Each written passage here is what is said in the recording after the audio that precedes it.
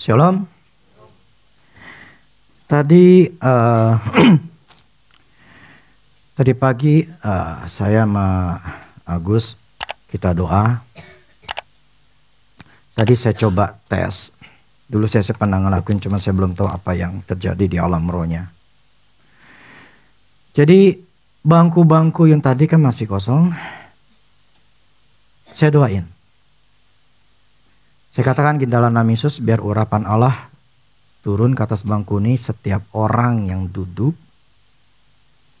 itu bisa Tuhan berkati, Tuhan istilah Tuhan urapi, bla bla segala macam. Nah, saya minta sama AU-nya gimana sih kelihatan di alam rohnya. Nah, terlihat di alam rohnya itu jadi bangkunya itu menjadi terang, kemudian ada sinar gitu ya. Nah kemudian saya coba, dia bilang coba duduk. Nah ketika saya duduk, urapan itu naik gitu loh ke badan. Jadi orang yang duduk di bangku akan ada sebetulnya dia itu akan diurapi sama Tuhan. Nah, kemudian ya hatinya itu mulai dibukakan. Jadi, ya duduklah di bangku, bukan di bawah.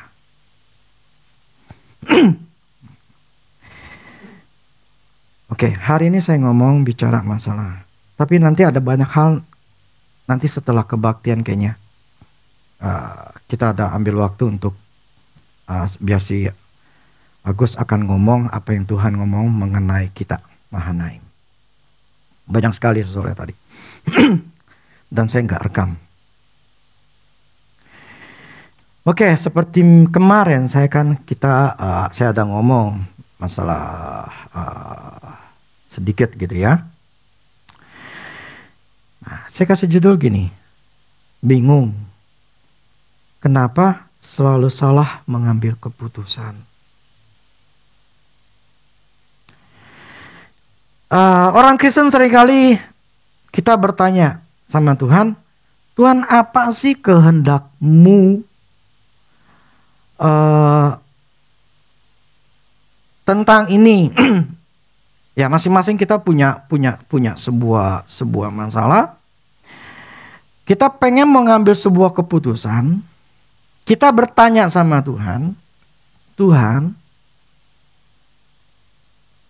kehendak-Mu itu apa?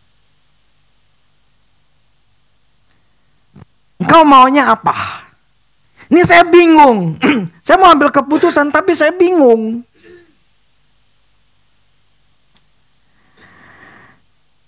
Oke, kita ambil keputusan. Dan ketika kita ambil keputusan, kita salah atau benar?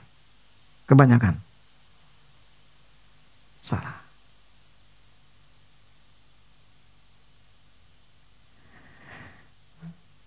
Kita salah mengambil keputusan dan kita menjadi bermasalah.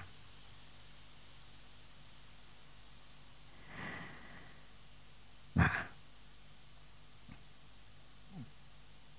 saya istilahnya ketika saya lagi renungin hal-hal seperti ini, nah, so ada satu ayat yang membuat akhirnya saya ngerti kenapanya.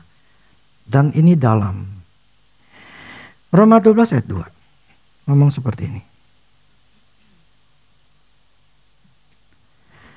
Janganlah kamu menjadi serupa dengan dunia ini, tetapi berubahlah oleh pembaharuan budimu, sehingga kamu dapat membedakan manakah kehendak Allah, apa yang baik, yang berkenan kepada Allah, dan yang sempurna.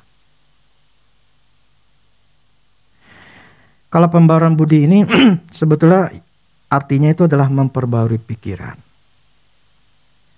Nah, untuk bisa membedakan manakah kehendak Allah, caranya adalah merubah otak. Kalau kita ingin mengerti kehendak Allah supaya kita tidak salah dalam mengambil keputusan.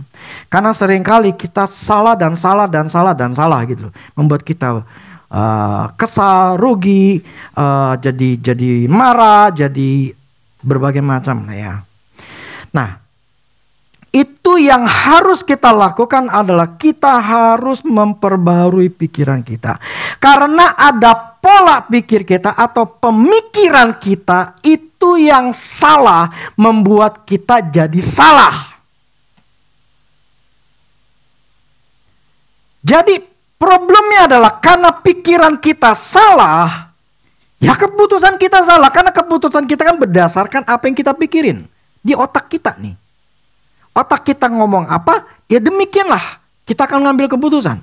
Kita nggak mungkin ambil keputusan di luar otak kita, di luar pikiran kita, betul kan? Pasti kita akan mengambil keputusan sesuai dengan apa yang kita pikirin. Nah, untuk kita bisa mengetahui kehendak Allah, kita harus memperbarui pikiran. Nggak memperbarui pikiran, nggak akan pernah bisa tahu kehendak Allah. Firman yang ngomong, bukannya saya. Nah, oke. Sekarang gimana caranya untuk saya bisa mengubah pola pikir saya? Nah, pola pikir itu terbentuk atau berasal dari hati. Amsal 4 ayat 23. Amsal 4 ayat 23 mengatakan begini. Jagalah hatimu dengan segala kewaspadaan, karena dari situlah terpancar kehidupan. Jadi, hati itu menjadi pusat daripada kehidupan kita. Apapun yang ada di dalam hati kita, terpancar, keluar. Pola pikir kita ya keluar seperti itu. Karena itu semua memancar berasal dari hati. Contohnya orang kepahitan, mulutnya tajam. Karena hatinya luka, dia mau balas dendam dengan kata-kata. Jadi itu terpancar dari perkataan, dari pikirannya. Ada sebuah kebencian yang membuat dia itulah dia sendiri. Jadi pola pikir itu berasal dari hati. Apa dasar firman-Nya? Semua harus ada dasar firman-Nya. Amin. Markus 7 ayat 21 sampai 23. Sebab dari dalam, dari pikiran orang, dari hati orang, ini Tuhan Yesus yang ngomong, timbul segala pikiran jahat. Dari dalam hati timbul segala pikiran jahat.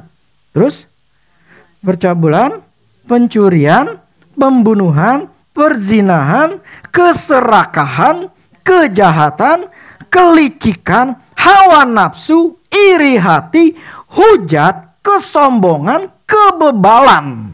Semua hal jahat ini timbul dari luar dalam dan menajiskan orang.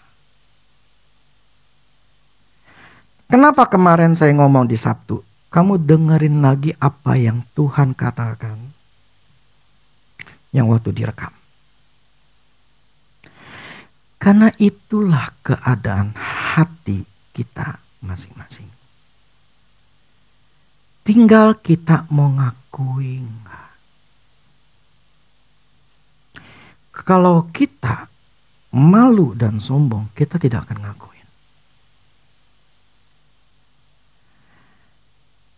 Begini, yang membuat kita berubah atau tidak berubah, itu adalah kerendahan hati kita yang mau mengakui, ya, saya memang seperti itu.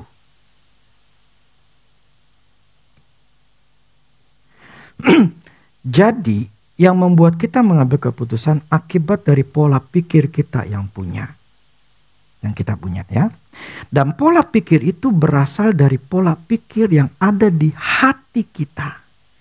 Jika hati kita salah, maka pola pikir kita salah. Keputusannya jadi salah. Ini salah, lari ke atas. Atas salah, semua keputusan, kan putusan dari otak dong. Salah.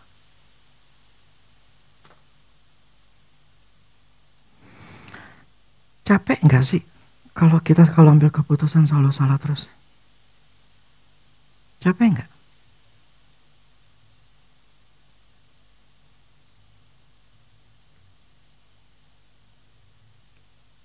Pertanyaannya, mau nggak betulin? Pertanyaan adalah, mau nggak kita beresin dan mengakui ini ada asalnya dari diriku sendiri.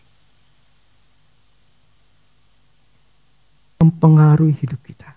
Bagaimana isi hati kita, itu yang akan mempengaruhi hidup kita.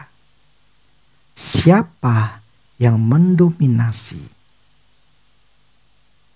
hati kita, itulah yang mengambil peran.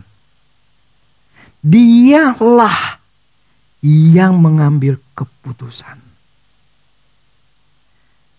Yang mendominasi hati kita, dialah yang akan memancarkan, akan yang mengambil keputusan, akan mengambil tindakan.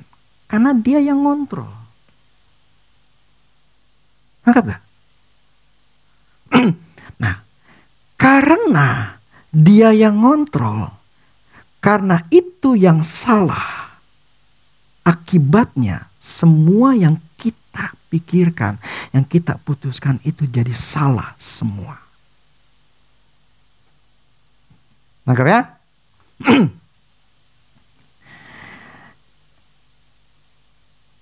Siapa yang mendominasi bagian dari hati kita? Berapa persen yang dikuasai oleh Roh Kudus?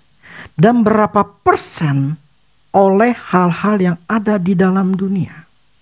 Seperti kepahitan, ketakutan, kemarahan, uang, kemalasan, dan yang lainnya. Berapa persentase yang menguasai hati kita? Jadi gini, anggap nih hati seperti ini ya. Ini seberapa persen yang menguasai hati kita? Wilayahnya itu berapa? Semakin gelap, maka kegelapan akan menguasai hati orang itu. Dan akibatnya orang itu akan dikuasai dengan kegelapan itu, akhirnya tindakannya semua gelap. Nah, selama hati ini gelap, segala sesuatunya di depan kita jadi gelap. Kita tidak mengerti apa yang akan terjadi. Dan tindakan kita akan menjadi tindakan yang selalu salah. Karena gelap. Lah kalau orang gelap mau ngambil air bisa nggak? Susah nggak? Mau ambil sesuatu salah kan? Karena gelap. Jadi kegelapan itulah yang ada di dalam diri kita, seberapa persen yang mendominasi. Nah, saya bicara begini. Saya ingin kita mengerti ada sebuah yang namanya kita kerendahan hati. Ada yang gelap dalam diri saya. Jadi gini, Roh Kudus nih melalui saya khotbah, ya, itu akan berbicara kita masing-masing. Jadi Roh Kudus saya dengan Roh Kudus masing-masing orang itu akan connect. Nah, ketika saya khotbah, saya ngomong ini, saya kan bicara umum. Nanti ketika nyampe ngedengerin kamu, dia akan ngomong secara spesifik untuk masalah kita. Itulah kenapa tadi kalau setiap kali doa pembukaan saya sering ngomong, pakai mulut saya Tuhan, ya, supaya Tuhan itu isi hati dia tuh ngomong. Nah, terjemahkan ke masing-masing orang yang dengar. Jadi Roh Kudus di dalam diri kita masing-masing itu akan menerjemahkan dari apa yang saya katakan.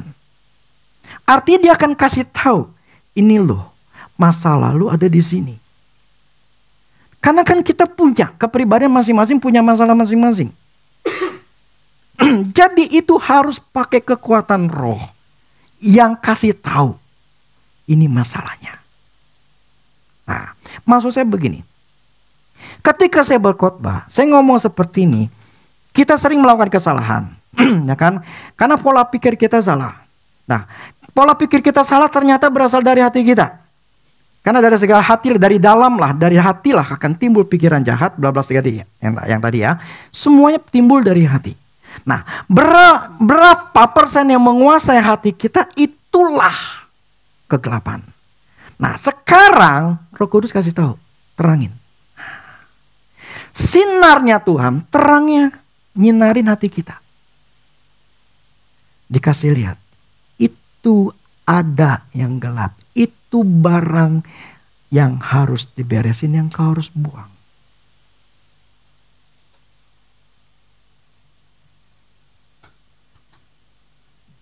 Ini saya dapat dari Tuhan memberikan pengertian demi pengertian. Roh Kudus menyenteri kita, nyinari kita. Dia kasih lihat. Kan waktu gelap kan nggak kelihatan kan? Tapi ketika terang, baru kita lihat. Oh, barangnya ada di situ. Tuhan kasih tahu. Barangnya hati lu yang gak benar. Ini.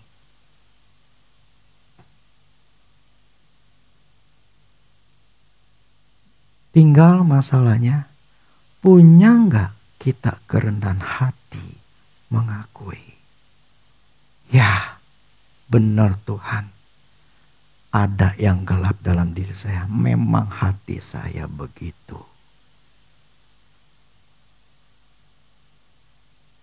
Yang mempunyai masalah seperti itu, gini loh, Tuhan tidak menghakimi. Tapi Tuhan ingin kita dilepaskan. Nanti saya akan doakan bagi mereka yang merasa.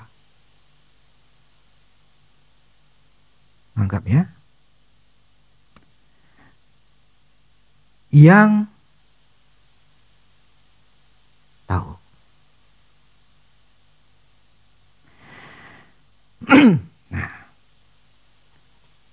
Saya bicara begini.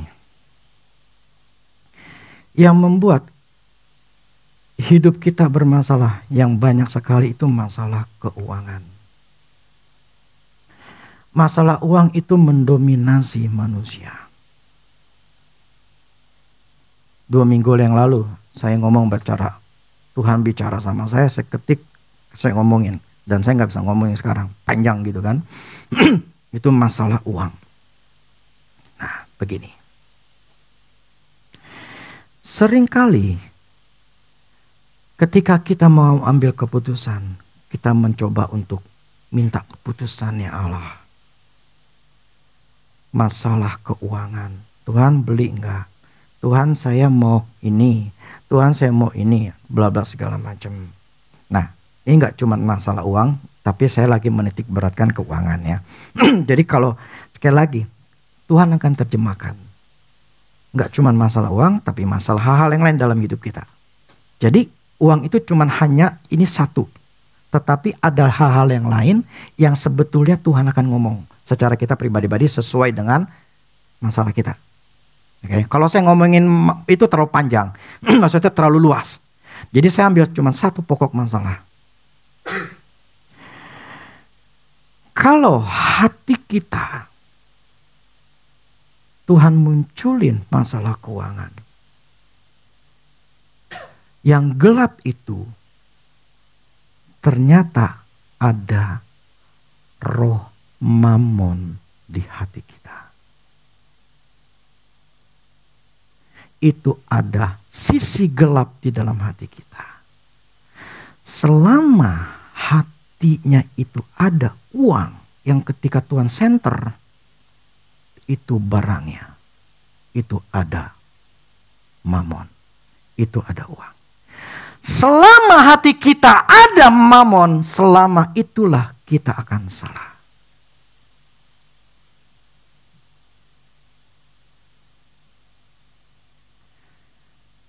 Setan tidak akan memberitahu kepada kita yang benar. tegakkan. Dia akan selalu memberikan kepada kita sebuah tipuan, sebuah rekayasa untuk kita melakukan kesalahan. Itu terjadi karena hati kita ada setannya.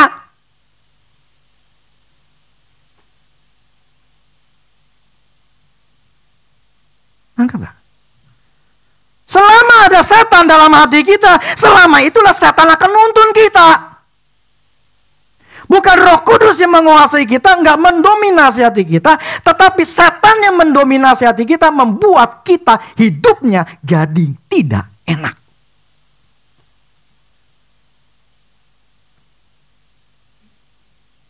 Apa sih ciri-ciri daripada orang yang dikuasai sama uang?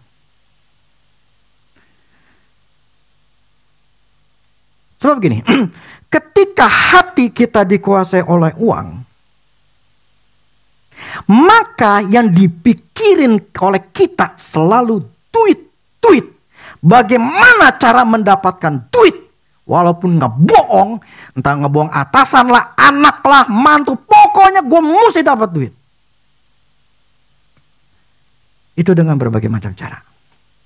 Nah, orang yang hati dikuasai uang, cirinya begini. Uang itu adalah sebagai tujuan utama.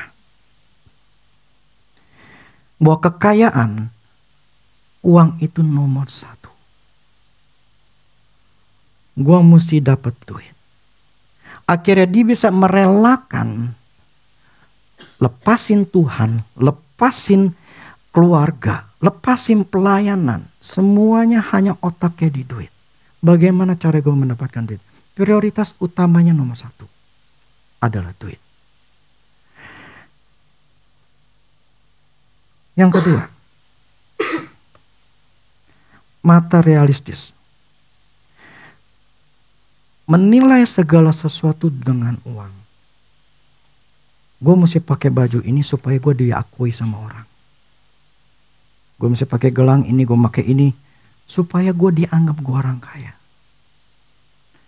Pengakuan itu dipakai dengan cara untuk bisa, menarik orang dengan cara materialistisnya untuk orang itu menjadi menganggap dia adalah orang kaya. Padahal tidak kaya. Walaupun kaya, gini loh, mereka yang konglomerat tidak menampilkan dia. Saya punya teman satu, itu namanya si teman SMA, si Victor Hartono. Itu yang punya Jarum. Itu orang rendah hati. Kaya nomor satu. Duitnya tuh bukan puluhan triliun, ratusan triliun, ribuan triliun. Tapi sikap dia itu adalah enggak sombong. Kemarin saya sempat WA dia, saya sempat telepon dia. Ada yang saya mau nanyain sesuatu. Dijawab. Dan cara dia berpakaian. Kita ada di grupnya SMA juga. Itu ngobrolnya enggak menampilkan dia sombong bahwa dia adalah orang kaya. Tapi orang yang enggak kaya, sombongnya setengah mati. Ingin menampilkan diri. Nah, itu ciri orang yang materialistis. Yang ketiga, cirinya adalah serakah. Selalu merasa tidak pernah puas atau cukup dengan apa yang mereka miliki dan terus-menerus menginginkan lebih meskipun kebutuhan dasar mereka sudah terpenuhi. Growth sama keserakan beda. Keserakan itu adalah orang otaknya duit. Udah didapat dikasih duit. Gak puas. Gimana cara gue bisa dapat duit lagi? Dan duit yang ada, gini loh. Dulu sih ya. Mama saya pernah ngomong. Ketika mereka dapat duit, ini tukang mama saya. Mereka akan berpikir, gimana cara ngabisin duit? Jadi duit yang ada, pakai ini, pakai ini, pakai itu. Enggak ada tabungan. Kemudian kalau udah habis baru kerja lagi. Mama saya nggak lihat begitu. Ini orang, tipe orang ini, yang ada beberapa, saya punya tukang mama saya itu. Adalah orang-orang yang ketika megang duit, tidak bisa puas. Dan selalu ngebuang duit. Akhirnya otaknya selalu, kalau udah duit, kalau udah habis duit dia baru kerja. Nah, orang yang serakah adalah orang yang nggak pernah puas. Ketika dikasih duit, selalu bilangnya kurang. Tidak ada kata yang namanya bersyukur. Kalau kalian, kita udah dapat gaji, tapi kita tidak pernah mengucap syukur uang yang ada. Dan kemudian kita ngatur, oke, ini 30 hari, makan gue mesti sehari, misal dapat duit 5 juta gitu ya. Makan berarti 130 ribu. Ya toh? Nah, ini perhitungannya buat beli beras, buat bayar anak, segala macam uang sekolah. Itu mesti diatur. Bukan ketika dapat duit, seminggu langsung habis. Makanya dia nggak akan pernah puas. Nggak akan pernah cukup dengan apa yang dimiliki. Hatinya penuh dengan uang. Nah, ketika itu dia akan berusaha dengan berbagai macam cara. Bagaimana untuk dapetin uang.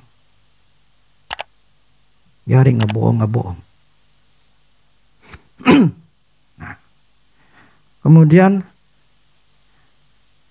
ini yang paling sering.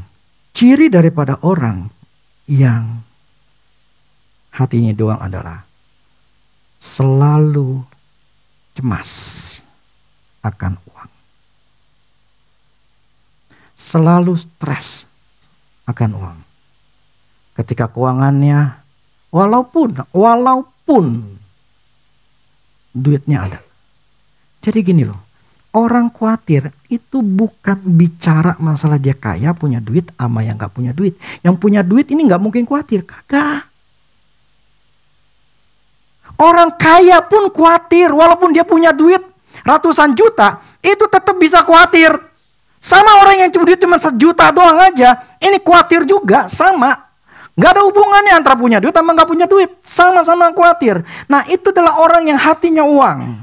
Jadi ketika dia mau ngeluarin duit, itu langsung hatinya tuh takut. Apalagi bayar per sebulan. Gak mungkin. Gak mungkin. Hatinya di uang, gak mungkin bayar memberi. Gak bisa. Lah, uang dia mau bayar sesuatu aja. Dia udah mikir, aduh, hilang nih duit gua, kurang nih duit gua. Buat nanti gimana ini. Kekhawatiran itulah menunjukkan orang itu hatinya di duit.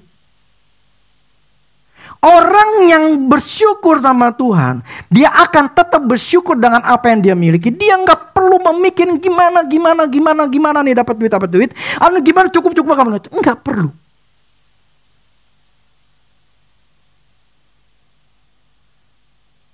Orang khawatir hatinya penuh dengan uang. You like or not, itulah yang terjadi. Makanya orang yang khawatir kan berusaha untuk bisa menghasilkan uang. Nah, ketika dia berusaha menghasilkan uang, berbagai macam cara dia akan lakukan. Akhirnya dia ngambil keputusan yang salah karena dia berusaha untuk dapatkan uang. Bahkan bisa melakukan penipuan, bisa ngebohongin, entah teman lah. Ya, kayak teman saya begitu. Gue pinjem duit lu dulu dah. Nanti gue gantiin. Apa yang digantiin?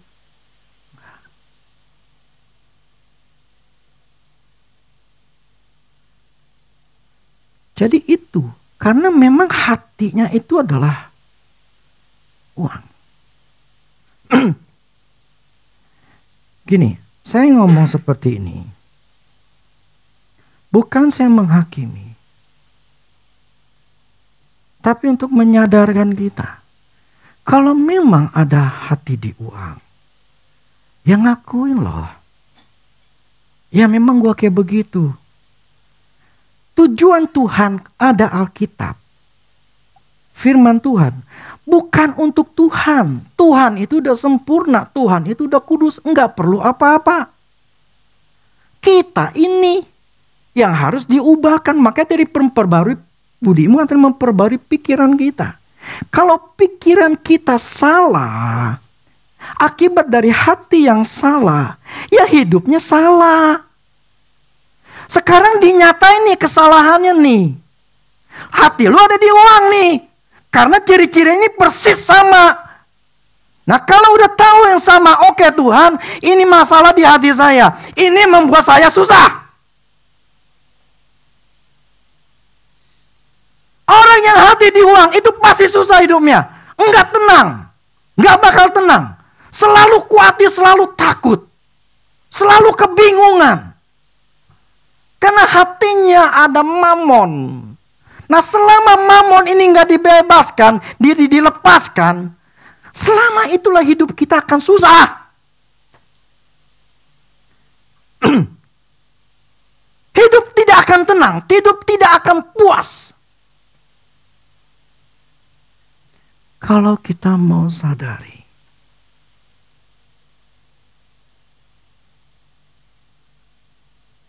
Setelah dikasih tahu ini, Roh Kudus tuh nyinari ke kita.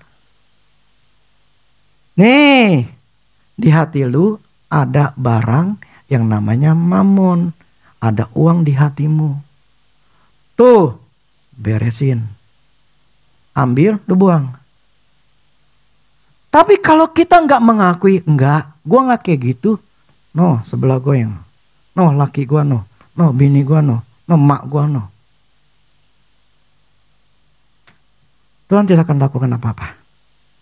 Dan hidup kita akan sama saja. Kalau mau berubah, akui.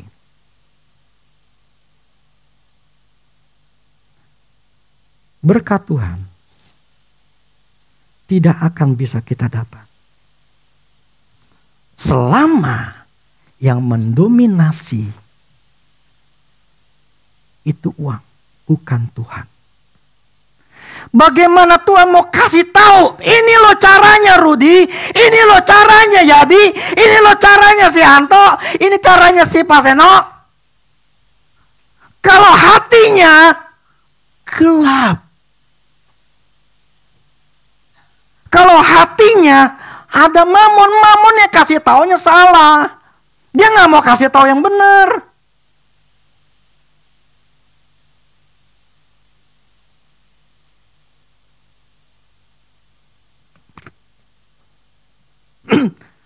Nah, ciri dari orang yang dikuasai mamon, kikir. Ya, enggan membelanjakan uang, bahkan untuk kebutuhan penting. Karena takut kehilangan uang atau menganggapnya sebagai pemborosan. Atau tidak mau memberi. Ya, disuruh memberi, nggak mau. Nah, terus ketidakpuasan yang merasa tidak puas dengan apa yang mereka miliki dan selalu mencari untuk mendapatkan lebih banyak uang.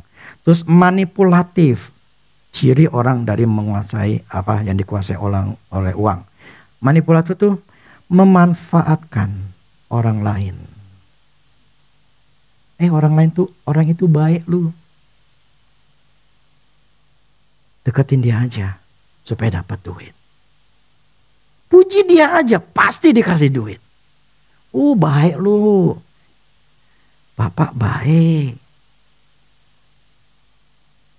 Itu memanipulatif. Atau berpura-pura susah. Dengan cara nangis lah. Dengan cara apa namanya. Memanipulasi. Ngebohongin. Gitu loh. Jadi ya pura-pura. Gini loh, gini.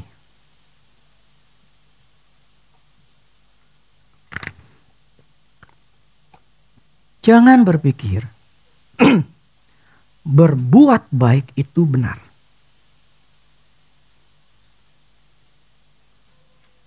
Jangan berpikir semua kebaikan kita itu adalah benar. Justru kebaikan kita bisa menjerumuskan orang, mencelakakan orang, membuat orang malas, karena dimanipulasi. Misalnya ada orang tiba-tiba datang minta-minta. Dulu ada satu laki-laki. Ya pokoknya laki-laki dah. Mau dia begini ini. Yaudah saya kasih tuh sepatu saya. Udah jual aja Pak. Datang lagi. Udah ketahuan ini mau orang. Malas. Ngomongnya Pak ini begini begitu. Saya bilang sorry Pak. Kalau Bapak pengen mau berubah, Bapak harus kerja. Ada pengemis yang memang kerjanya pengemis. Jadi banyak orang tuh dibohongin, ditololin gitu loh. Padahal di son di kampungnya, rumahnya gede. Datang ke Jakarta, saya pernah baca ada satu kampung, memang kampung itu memang kampung pengemis. Datang ke Jakarta, ke Bandung kota-kota besar itu memang mengemis. Kerjanya ngemis. Jadi kalau kita menganggap, oh kasihan lu, ya udahlah kasih 50.000. Itu namanya diblow-onin. Jangan berpikir dengan melakukan baikan itu adalah sebuah yang benar. Yang baik dan benar itu datangnya dari Tuhan. Artinya apa? Tuhan yang menuntun kita. Demikian contoh ke anak. Anak misalnya kerjain sediain makanan atau buat PR segala macam.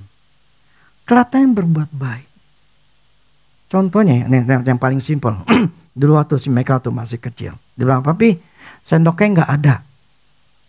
Saya ngomong, "Ya udah kamu minta sama si mbaknya itu." Bilang, "Mbak, minta sendok dong." Nah, kalau saya berbuat baik, ya udahlah papi ambilin dah. Ambilin, tapi saya enggak mengajarin anak untuk mandiri atau untuk dia berani. Kalau segala sesuatunya selalu disediakan, berarti kan saya berbuat baik. Tapi kebaikan saya menghancurkan anak saya. Jadi siapa bilang berbuat baik itu pasti benar? Pakai hikmat. Ketika saya menolong orang, ya contoh yang kemarin ada yang nangis-nangis sesama saya. Kok minum 2 juta kok? Ini saya dikejar-kejar sama kamu kenapa? Pinjol kok, tolong Tuhan.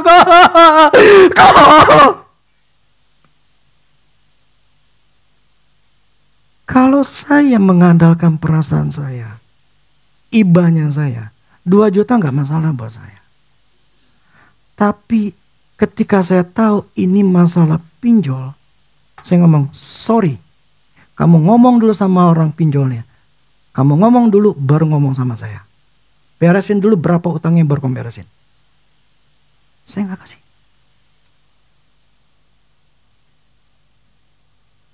Saya nggak peduli akan diomongin kok pelit segala macam. I don't care. Berbuat baik belum tentu itu benar. Amin. Ngerti ya? Jadi jangan menjadi orang yang sok menjadi pahlawan. Nolong sini, nolong sono, nolong sini. Memberi sini, memberi sono. Tapi itu justru kita dimanipulatif. Kita justru membuat orang lain susah. Anak susah. Jadi jangan. Semuanya harus pakai hikmat. Jadi harus menjaga keseimbangan. Oke, saya balik lagi. Itu ciri-ciri daripada orang-orang yang dikuasai oleh Mamon. Selama hati kita uang, Bukan Tuhan yang menguasai kita. Selama itulah kita salah. Itulah kenapa Tuhan gak bisa nuntun kita. Kenapa kegelapan yang nuntun kita? Kegelapan ngomong ke kiri. Tuhan ngomong, enggak. Bukan kiri kanan. Enggak bisa. Kita nggak bisa dengerin. Kenapa? Hati kita, pikiran kita udah salah. Kenapa? Untuk perbarui pikiranmu supaya mengetahui kehendak Allah. Nggak bisa kehendak Allah kita tahu. Otak kita itu dalam kegelapan. Nggak bisa. Susah ya jadi orang Kristen ya? Susah. Makanya Tuhan katakan, sangkal diri, pikul salib. Makanya orang-orang yang diberkati oleh Tuhan luar biasa itu sangat sedikit. Karena memang sangat susah. Karena itu butuh iman. Makanya firman katakan, hidup karena percaya, bukan karena melihat. Kenapa? Kita ngelihat nih kebutuhan yang di depan mata kita yang harus kita bayar. Kita melihat segala sesuatu yang kita rasakan. Ini bagaimana? Makanya untuk orang bisa mengalami breakthrough, itu adalah orang-orang yang hatinya digantikan dengan Tuhan. Apakah dengan mudah dengan telapak tangan? Jadi gimana caranya? Roma 12 ayat 1. Karena itu saudara-saudara, demi kemurahan Allah, aku menasehatkan kamu supaya kamu mempersembahkan tubuhmu sebagai persembahan yang hidup, yang kudus dan yang berkenan kepada Allah. Itulah ibadahmu yang sejati. Kita mempersembahkan. Artinya apa? Kita menyerahkan uang kita sama Tuhan.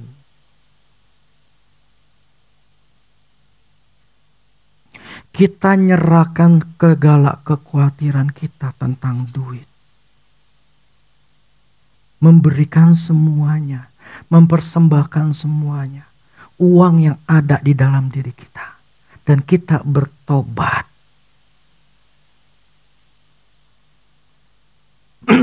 Bertobat. Kenapa? Selama ini bukan Tuhan yang menguasai hati saya, tapi uang. Taunya dari mana? Otaknya duit. Khawatir. Ntar gimana? Duit. Itulah otaknya uang. Artinya bukan Tuhan yang menguasainya. Apakah kita mengakui?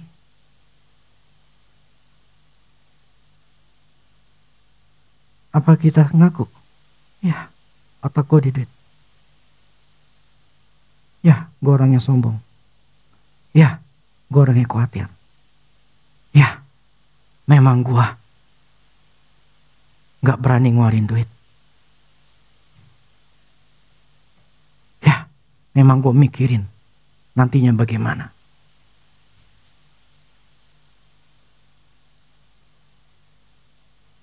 Hari ini Tuhan ingin mau menolong kita. Tuhan ingin berkati luar biasa. Tetapi hati kita itu salah, gelap. Tuhan ingin nuntun kita. Tapi Tuhan tidak bisa nuntun kita. Kenapa? Karena hati kita dikuasai sama Mammon. Bukan Tuhan yang berkuasa.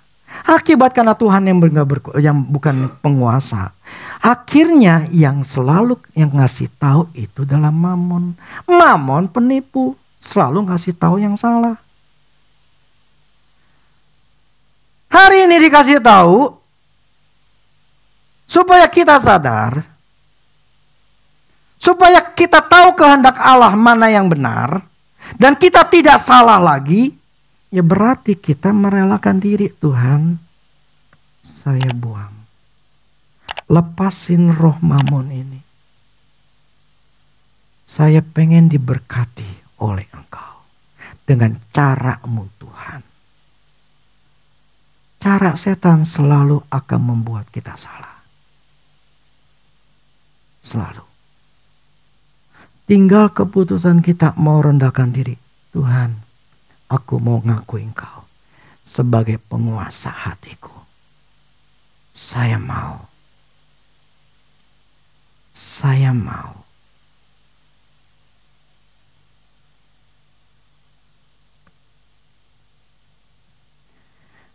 Jadi kita harus membuang roh mamon itu dalam hati kita. Kita harus menyerahkan hidup kita dengan segala masalah, kekhawatiran, ketakutan, ketidakpercayaan itu kepada Tuhan.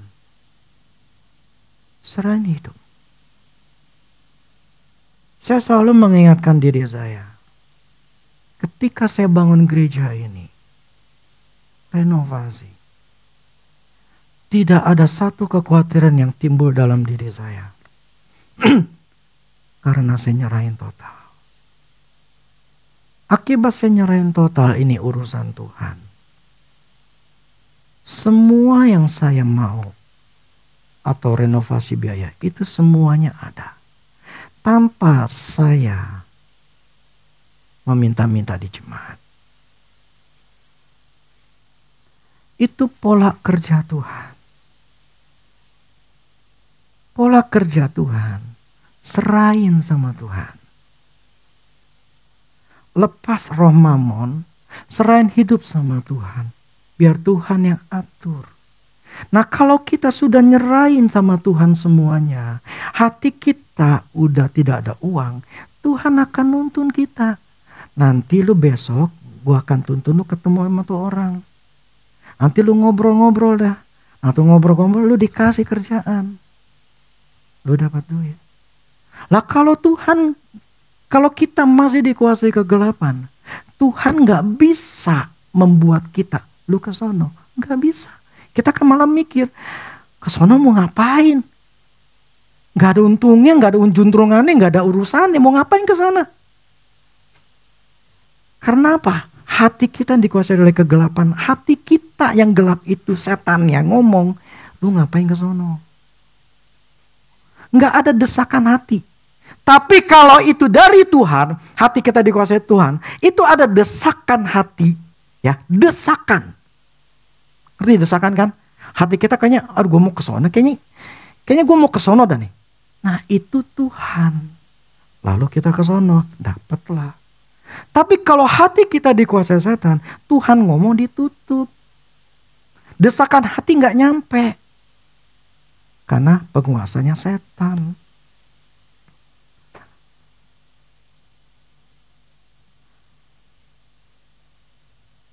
Jadi gini loh.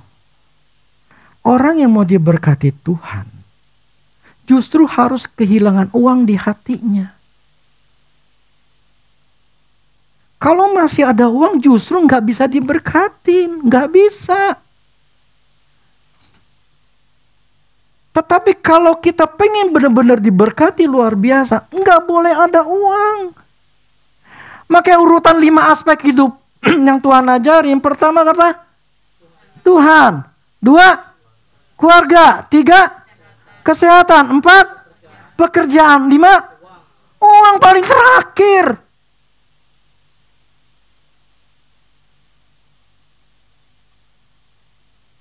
Itu cara kerja jalannya Tuhan. Tetapi kita pengennya cepat. Tuhan, saya butuh. Kasih saya. Ketika ada sesuatu, wah kita jadi ambil keputusan yang salah. Wah kita lagi mepet, udahlah gue ngebohong aja deh. Ngutang dah.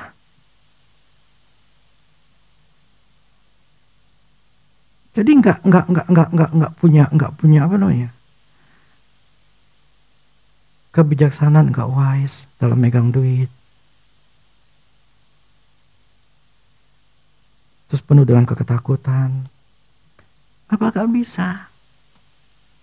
Orang yang hatinya duit pasti tidak tenang hidupnya. Enggak tenang.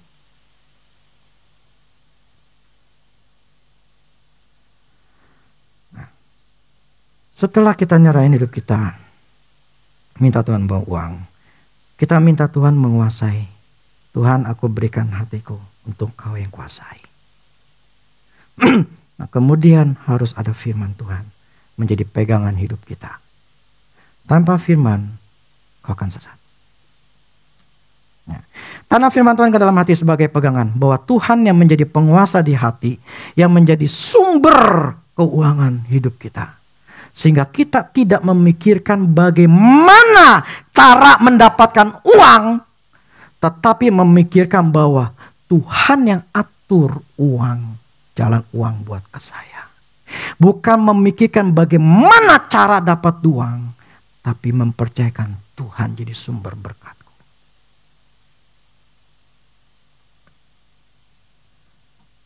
Itu ada dasar firmannya, Kemakmuran 1, 2, 3, 4. Pakai itu patokan. Dengerin lagi. Itu bagaimana dasar-dasar untuk kita diberkati sama Tuhan. Nah, kelima, jaga firman Tuhan itu sampai berbuah. Dengan menjaga pikiran kita dari panah-panah setan tentang kekhawatiran. Coba. Lukas 8 ayat 14. Yang jatuh dalam semak duri ialah orang yang telah mendengar firman Tuhan itu. Ini seperti sekarang. Dan dalam pertumbuhan selanjutnya mereka terhimpit oleh kekhawatiran dan kekayaan dan kenikmatan dunia. Sehingga mereka tidak menghasilkan buah yang matang. Mayoritas kamu itu bertumbuh tapi tidak berbuah. Padahal firman katakan, aku datang memberikan hidup. Hidup dalam pas-pasan, kekurangan,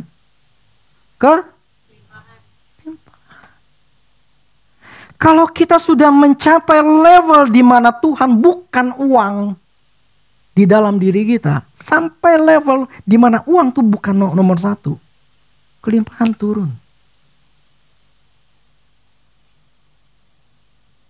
Kelimpahan turun. Jadi fokuslah kepada Tuhan, bukan kepada kekhawatiranmu, uangmu. Jadi pada waktu dalam keseharian ketika dilemparin ketakutan, lawan. Firman Allah katakan, Allahku akan mencukupi kebutuhanku. Gua ngeluarin duit, Allah akan cukupin. Allah akan gantikan dengan yang lain. Kenapa gua mesti takut? Gua bersyukur dengan apa yang Tuhan berikan.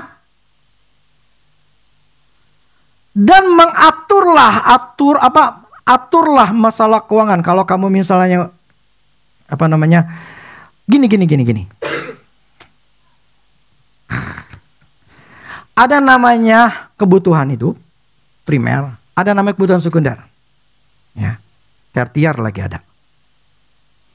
Bahkan kuart yang keempatnya. Kalau yang pertama kebutuhan hidup aja kita khawatir. Bagaimana keinginan kita dipenuhi?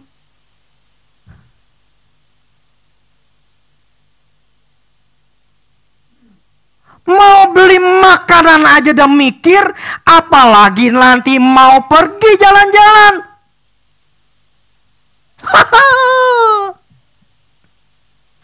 1 juta kali mikirnya. Apalagi pergi ke luar negeri. Waduh, impossible gue bisa ke Singapura, apalagi ke Jepang. Waduh, nggak bakal, sampai mati gue nggak bakal.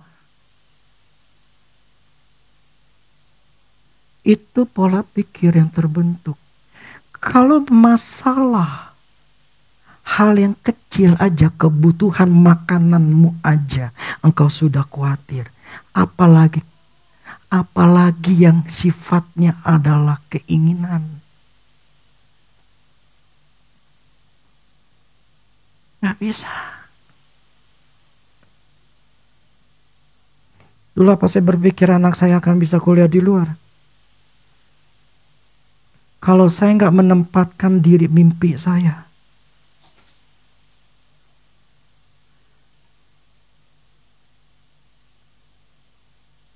Bukan kuat dan gagah saya. Tetapi karena memang Tuhan yang menaruh dalam diri saya dan saya mempercayai. That's all. Progres. Saran saya hari ini, lepasin hati di uang demi keluargamu masing-masing.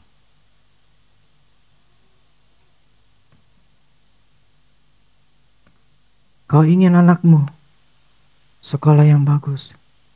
Kau ingin anakmu atau kau sendiri punya rumah. Kau pengen kendaraan. Itu enggak salah. Enggak salah. Yang salah adalah kau tidak punya mimpi untuk memperolehnya. Karena engkau dikuasai sama ketakutan.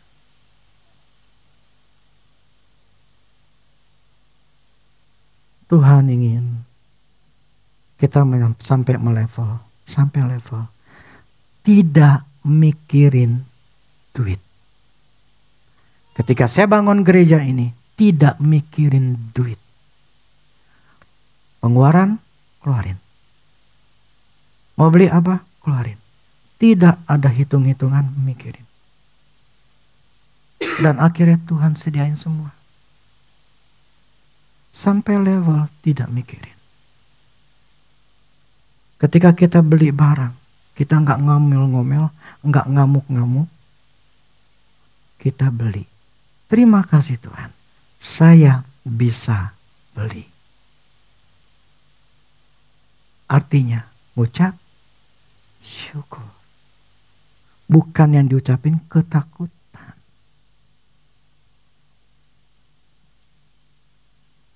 Dan terakhir itu adalah hidup karena percaya,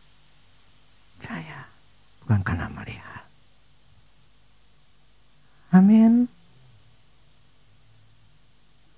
Allah itu baik. Tapi ada aturan mainnya. Amin. Akuilah kalau memang ada kegelapan dalam diri kita. Gini loh. Sekarang saya tanya. Lebih baik saya kasih tahu kamu yang salah. Kalau kamu salah jalan atau saya diemin. Walaupun gak enak.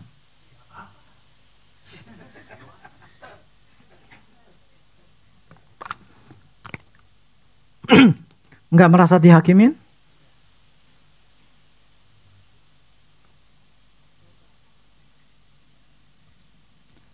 Saya lebih baik sama Tuhan.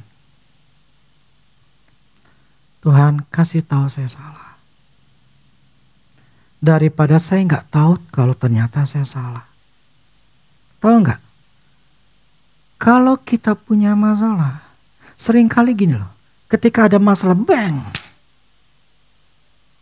Saat itu kita akan merasa sedih, kecewa, marah. Tapi pertanyaannya adalah ketika ada masalah itu belajar nggak kalau salah?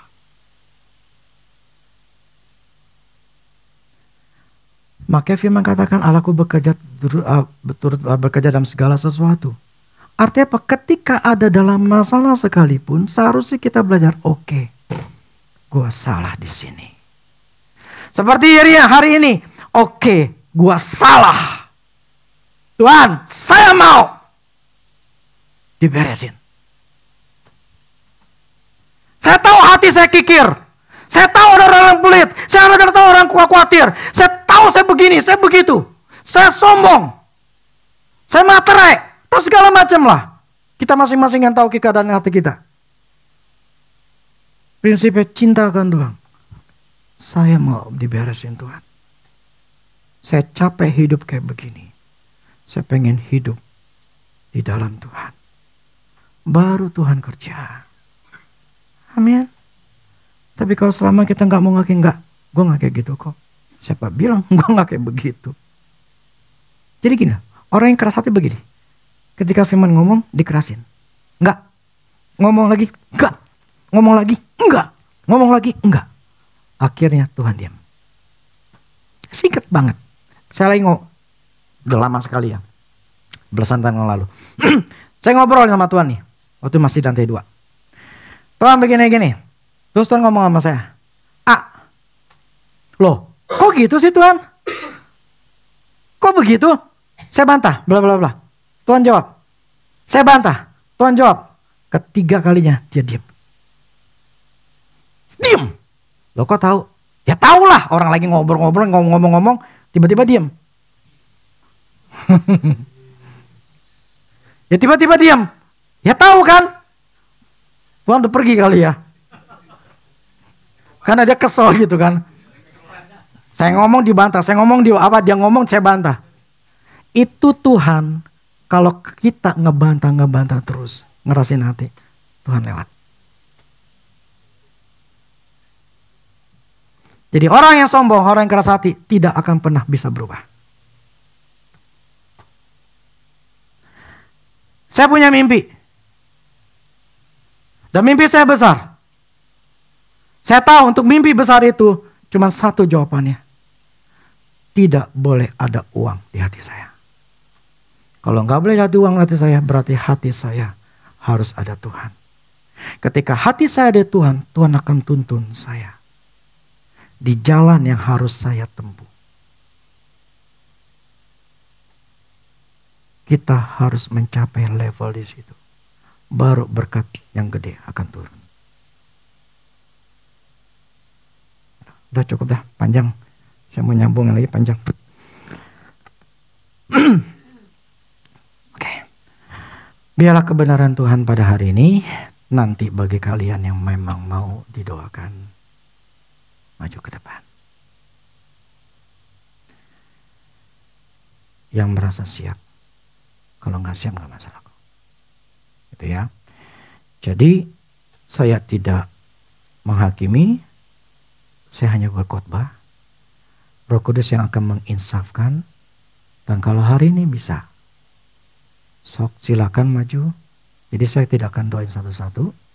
Maksudnya tidak akan nyampe di saudara yang ke depan. Amin. Biar kebenaran firman Tuhan ini membuka hati dan pikiran kita dan kita mau berdoa meminta sama Tuhan untuk melepaskannya. Amin.